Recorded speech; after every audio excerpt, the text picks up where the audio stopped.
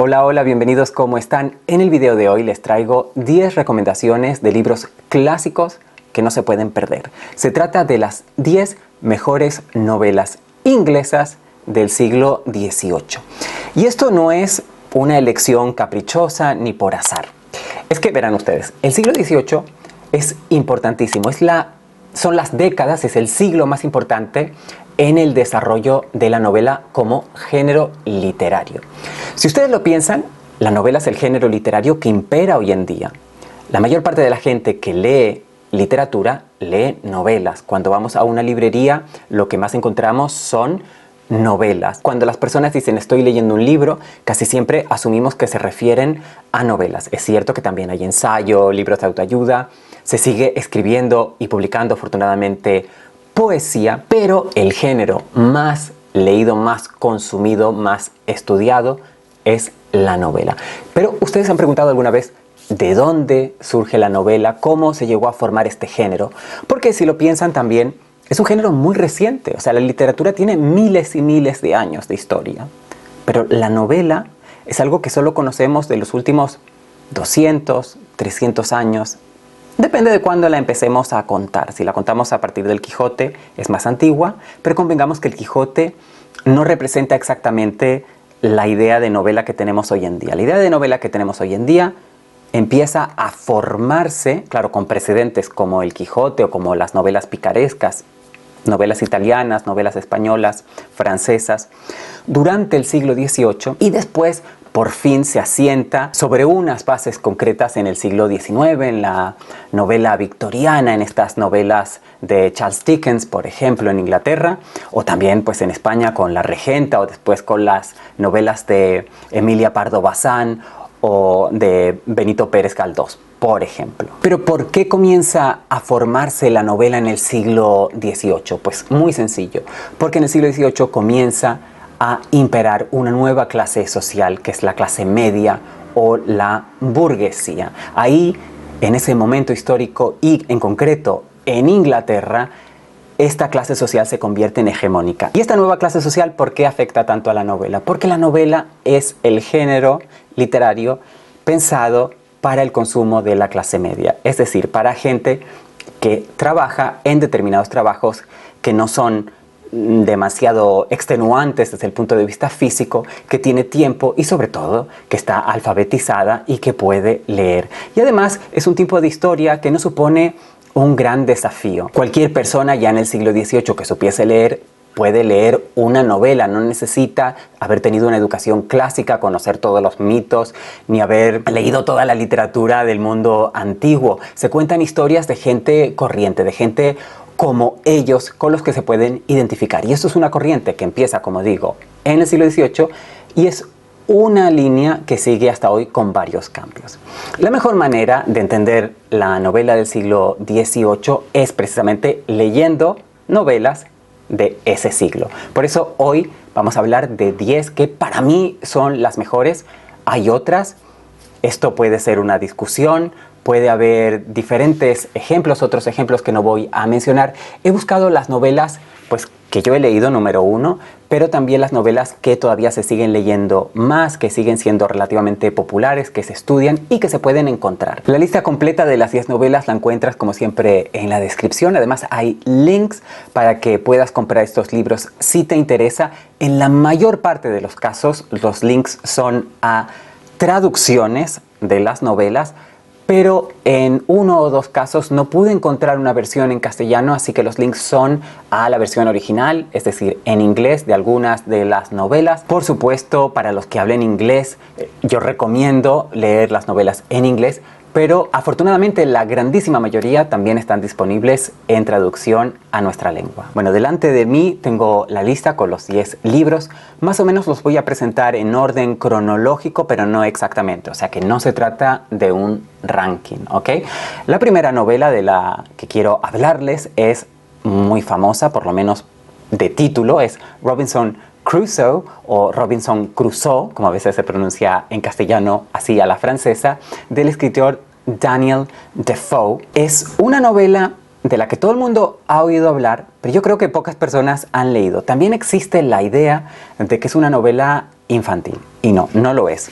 existen versiones bastante modificadas dirigidas al público infantil, pero la novela original, de hecho, no tiene nada de infantil, ni se la recomendaría yo a un niño, pero de ninguna manera. Es una novela muy fuerte y muy adulta. Es la historia, ustedes ya lo saben, de un náufrago que vive en una isla que él cree desierta durante un tiempo y de las aventuras que allí le suceden y cómo aprende a sobrevivir allí. Bueno, esa es como la historia general que todo el mundo conoce.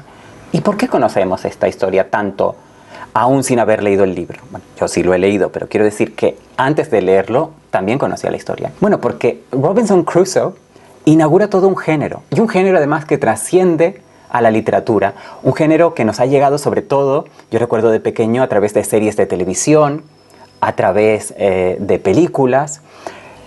Cualquier película, cualquier serie de televisión en la que ustedes vean un náufrago que tiene que sobrevivir o un grupo de náufragos, y los náufragos pueden ser aquí en el mar, en un barco, en una isla, o puede tratarse de astronautas en otro planeta, pues todo eso tiene un origen muy concreto que es esta novela. La historia es mucho más profunda de lo que se pueden imaginar si no la han leído. No la voy a desenmarañar aquí de ninguna manera porque hay que leerla. Solo diré que Robinson pasa en una isla desierta 28 años. Y la novela ni siquiera empieza en ese punto, empieza años antes, porque Robinson Crusoe se mete en una serie de aventuras una vez que abandona el norte de Inglaterra, que es su tierra natal. Le pasa de todo. Primero lo secuestran unos piratas, él se llega a ser esclavo, se convierte en esclavo, lo cual es interesante por lo que sucede después. Al final de ese periodo se escapa, va a Brasil y en uno de estos viajes es cuando naufraga y llega a la isla. Bueno, hasta ahí les voy a contar. ¿Por qué recomiendo yo Robinson Crusoe? Porque inaugura el género, porque es una novela que nos habla de la soledad humana, de la religión, de la relación del hombre, del individuo con Dios.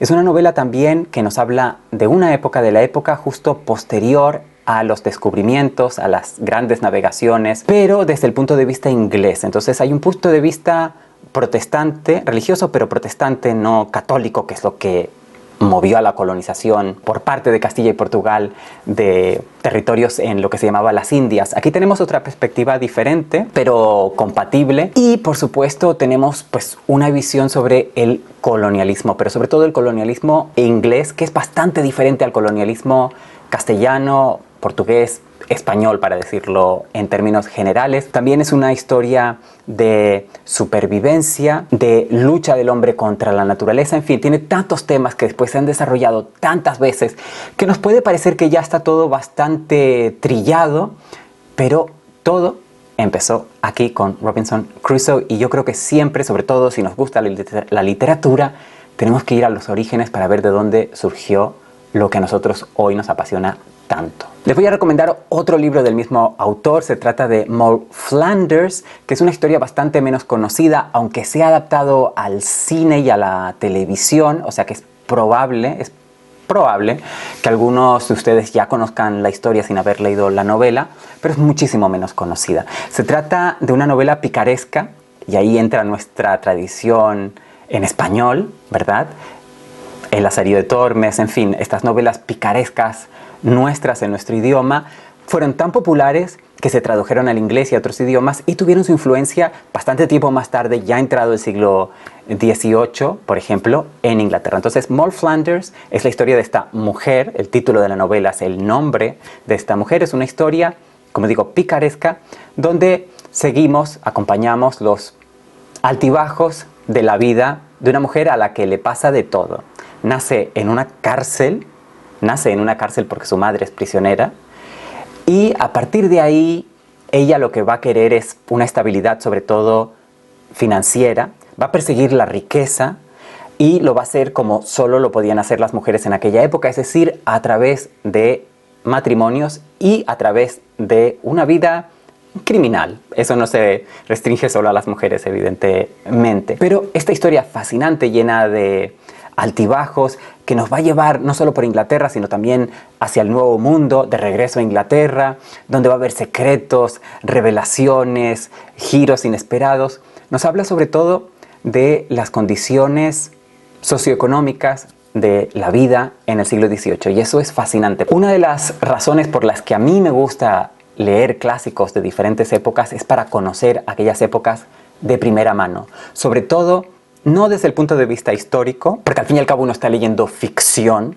pero sí para entender la ideología, la mentalidad y las condiciones materiales, económicas, sociales de las diferentes épocas y de los diferentes países. Y aquí tenemos un retrato que no escatima en detalle sobre las duras condiciones de vida en Inglaterra para una mujer durante el siglo XVIII, por lo menos durante las primeras décadas de siglo. La siguiente novela les va a sonar muchísimo. Se trata de los viajes de Gulliver o los viajes de Gulliver, o no sé, como cuando yo era pequeño la gente decía Gulliver, no sé si la gente seguirá diciéndolo así o dirán Gulliver, como se dice en inglés, que es una novela del escritor irlandés Jonathan Swift. Y aquí aclaro que aunque estemos hablando de literatura inglesa, no importa meter a escritores irlandeses. Cuando hablamos de literatura inglesa, sobre todo de esta época, estamos hablando de literatura escrita en inglés. O sea que no importa que Jonathan Swift haya nacido en Irlanda, porque además, de hecho,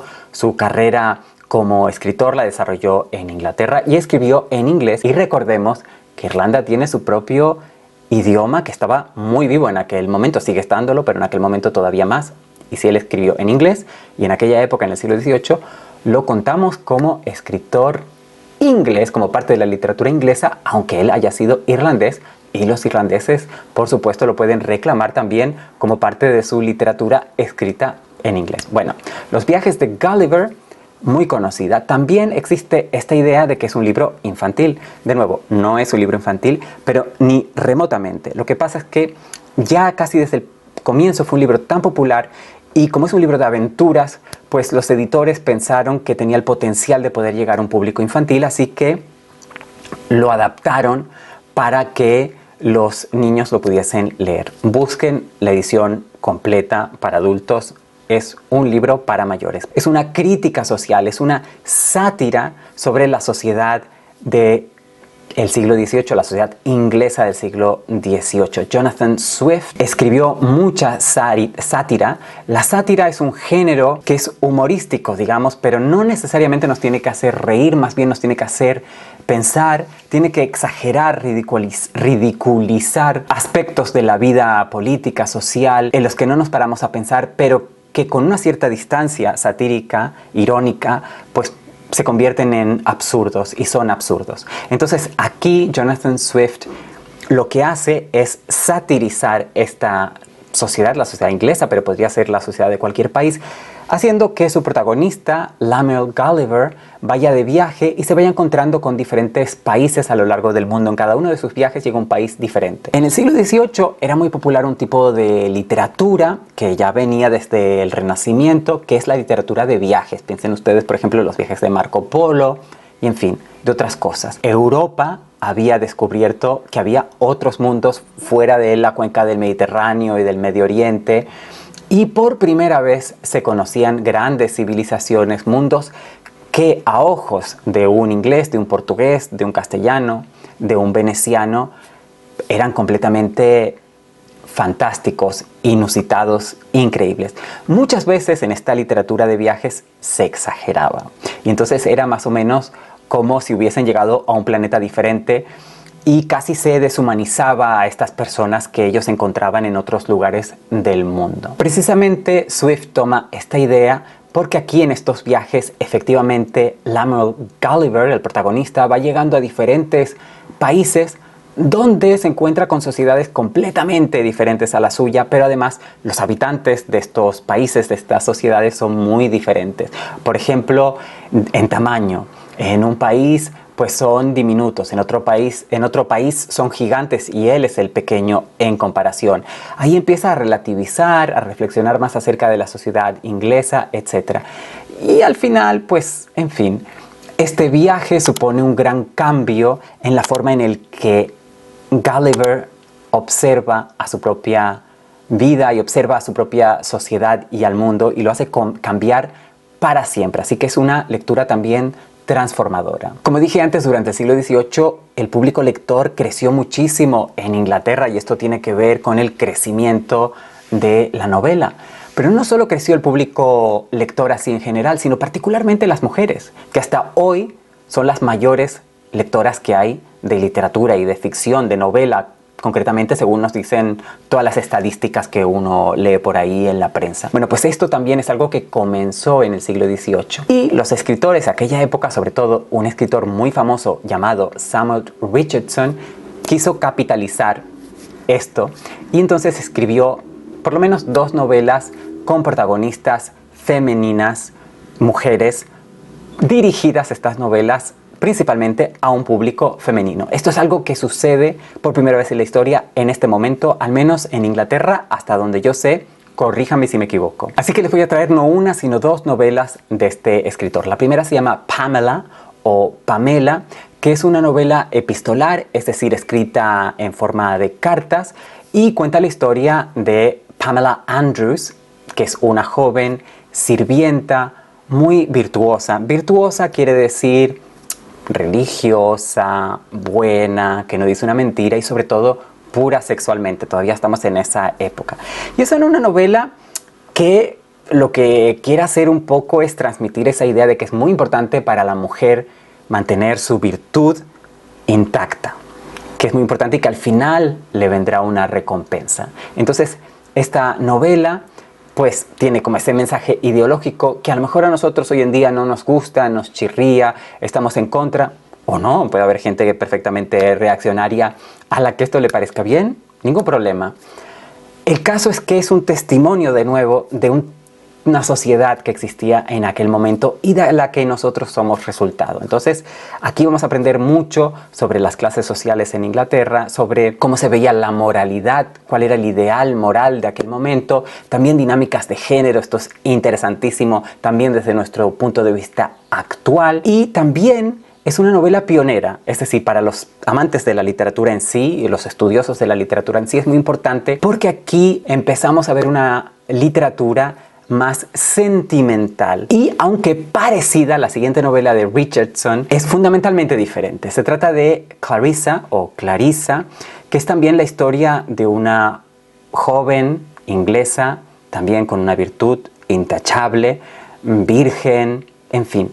Pero aquí es diferente la historia. Para empezar, es mucho más extensa. Se trata de la novela más larga que existe en lengua inglesa, si no me equivoco, hasta el día de hoy, y una de las novelas más largas, más grandes que existen. Es también epistolar, es decir, escrita en forma de cartas, pero aquí la protagonista, Clarissa, es una joven de clase alta. Entonces la dinámica de clase ya es completamente diferente a la de Pamela o Pamela. La historia además es mucho más dura, mucho más difícil, porque las vicisitudes, las pruebas por las que tiene que pasar la pobre Clarissa para mantener su virtud son mucho más difíciles.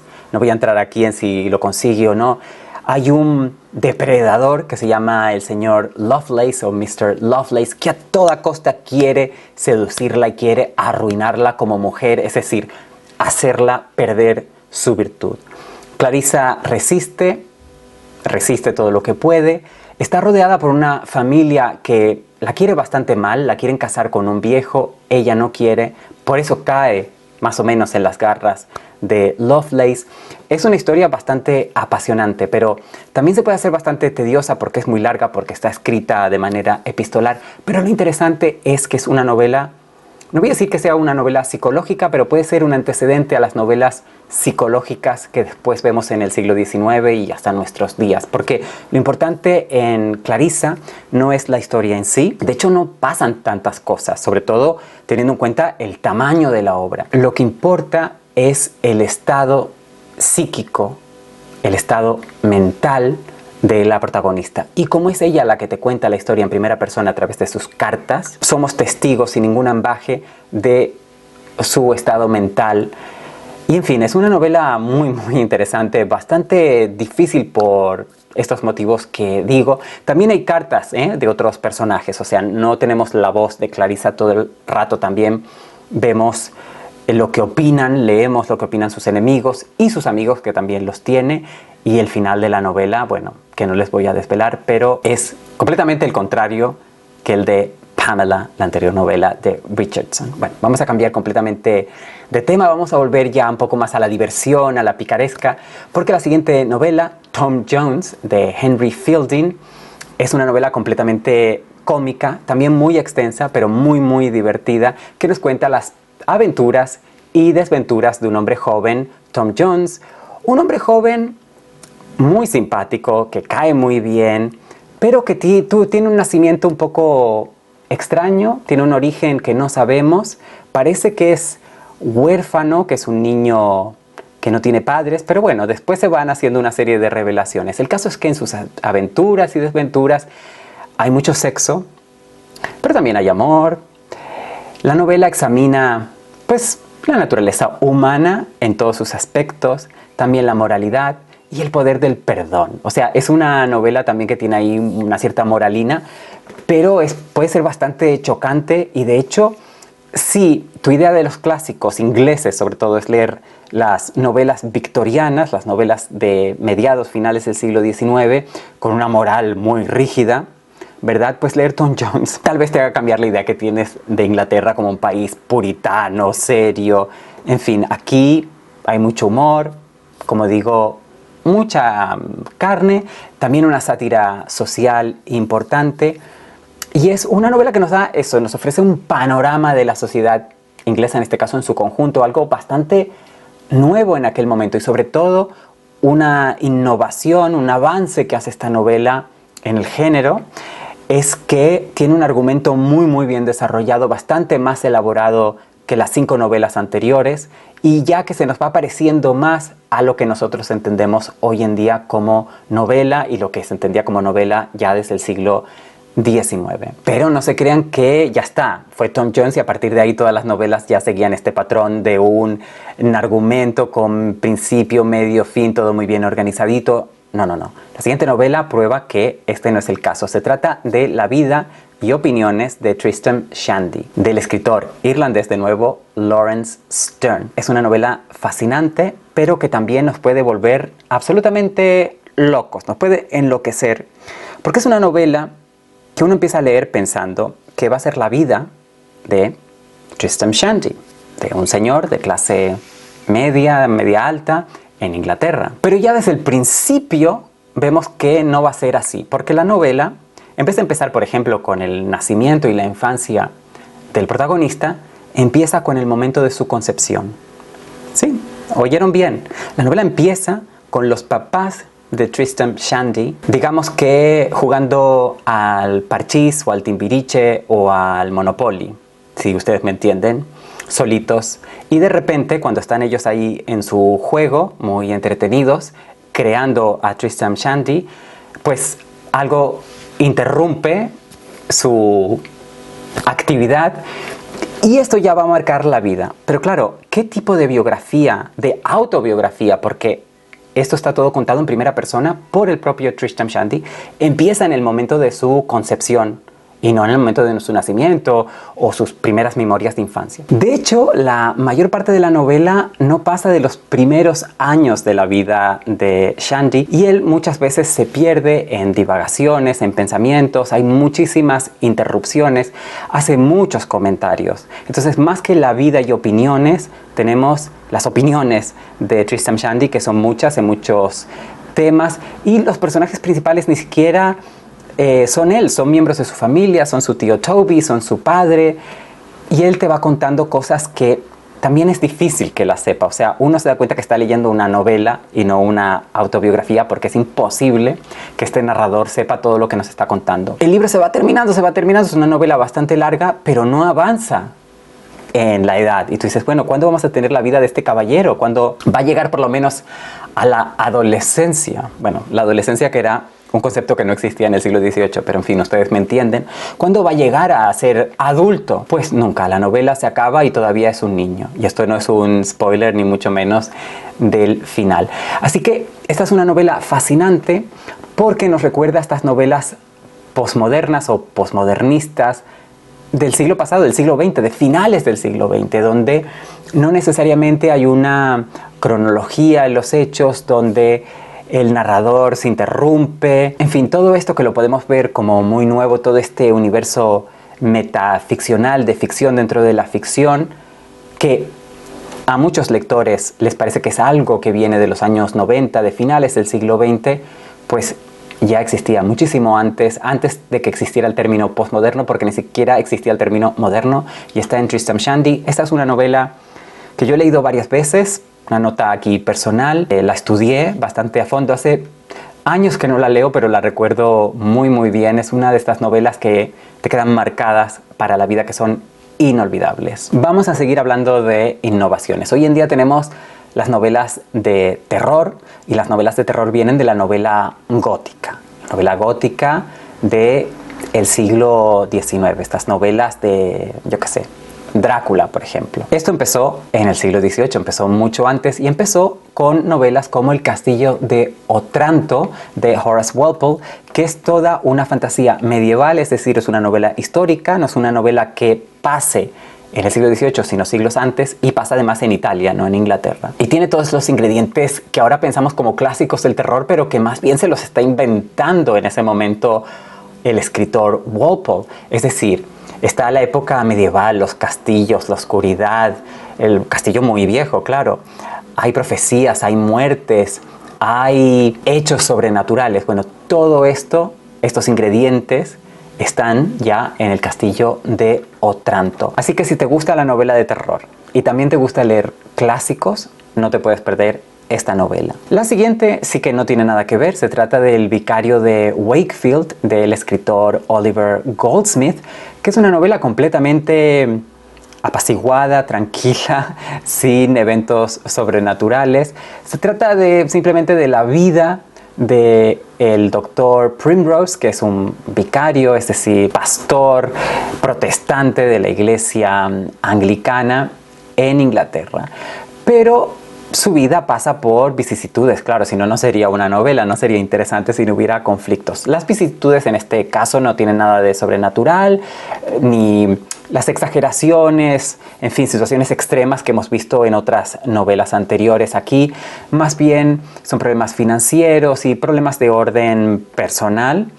Y es una novela escrita también para promover de alguna manera los valores cristianos y la familia como núcleo fundamental de la sociedad. Es decir, es una novela que a nosotros nos puede parecer hoy en día bastante conservadora, incluso reaccionaria, pero de nuevo es un testimonio de una época, de un ideal. Es importante cuando leemos clásicos, libros antiguos, entender cuál era el ideal, a qué se aspiraba, cuáles eran los valores imperantes. No quiere decir que la sociedad viviese bajo esos valores, bajo esos preceptos, ni mucho menos, porque de hecho, si así fuese, piénsenlo, no existiría literatura que los promoviese, porque no haría falta. Entonces también, al leer una novela como El Vicario de Wakefield, donde se promueven estos valores cristianos y este concepto de la familia y ciertos, en fin, valores muy relacionados con el cristianismo, pero sobre todo con el anglicanismo, con el protestantismo, que no son exactamente siempre los mismos que los valores que promueve la Iglesia Católica, pero son bastante compatibles por lo menos, pues también podemos ver la cara opuesta. O sea, por un lado tenemos Tom Jones, novela pícara, o Moll Flanders, y por otro lado tenemos El Vicario de Wakefield, que es como nos gustaría, por lo menos como a Oliver Goldsmith le gustaría que fuesen las cosas, y seguramente no sean nada como él las pinta en esta novela. Y por fin llegamos a la 10ª novela. Se trata de Los misterios de Udolfo, de la escritora Anne Radcliffe. Sí, una escritora en el siglo XVIII. Otro de los cambios fundamentales es que vamos viendo, empiezan ya, sobre todo a finales de siglo, cómo hay mujeres que escriben. Mujeres que hayan escrito literatura siempre ha habido en otras épocas, tal vez muchas invisibilizadas, tal vez no sepamos que algunas obras de la antigüedad fueron escritas o compuestas por mujeres, pero ya por primera vez tenemos una cantidad cada vez más importante y más claramente mujeres, es decir, que ya no necesariamente escriben con seudónimo, aunque eso va a seguir durante bastante tiempo. Entonces Anne Radcliffe es importante por eso, pero su novela no es solo importante porque la escribiera una mujer. Eso es no una anécdota, es un ejemplo, es un síntoma de los cambios sociales que yo decía que tienen que ver con el público lector, con los gustos literarios y también con quiénes escriben, que ahora son los, pues en este momento, los miembros de la burguesía, incluyendo a la parte femenina, a las mujeres. Esta novela la destaco también porque es muy importante en el desarrollo de la novela de terror, en la novela gótica. Ya vemos que al final del siglo XVIII es cuando surge con fuerza este género. Hay un apetito por estas historias que nos den miedo, que nos hagan suspirar. Y de hecho aquí ella combina varios elementos, no solo el terror en sí mismo, sino también el misterio, el romance, es decir, también hay una historia de amor, pero por supuesto está el castillo. Udolpho es un castillo medieval, o sea, es parecido al castillo de Otranto en ese sentido, pero es bastante diferente. Hay muchos secretos, secretos oscuros que se van desvelando. Es una novela que ya tiene, digamos, una trama más convencional en lo que nosotros entendemos como convencional, por lo menos. Así que ven que en el siglo XVIII hay novelas para todos los gustos, muy diferentes, desde historias picarescas a historias de terror, romances, novelas escritas para aleccionar, reflexiones, sátiras acerca de la sociedad, retratos del colonialismo de aquella época. En fin, son novelas que nos pueden entretener, pero más que entretenernos, nos van a hacer reflexionar, nos van a hacer entender el género de la novela que tanto nos gusta mejor, porque vamos a ver antecedentes que fueron muy importantes y que influyeron mucho, no solo en Inglaterra, porque estas novelas se tradujeron y se leyeron en todo el mundo, incluido en nuestros países de habla hispana. Así que estas son mis 10 recomendaciones. Si quieres saber más acerca de alguna de ellas, o si hay alguna que a ti te hubiera gustado que yo mencionase y que no hice porque solo podía hacer 10, dímelo en los comentarios. Vamos a hablar más acerca de la novela, más acerca de clásicos, de literatura inglesa y de todo lo que ustedes quieran en los comentarios. Ahí nos vemos y por supuesto también en el próximo video. ¡Felices lecturas!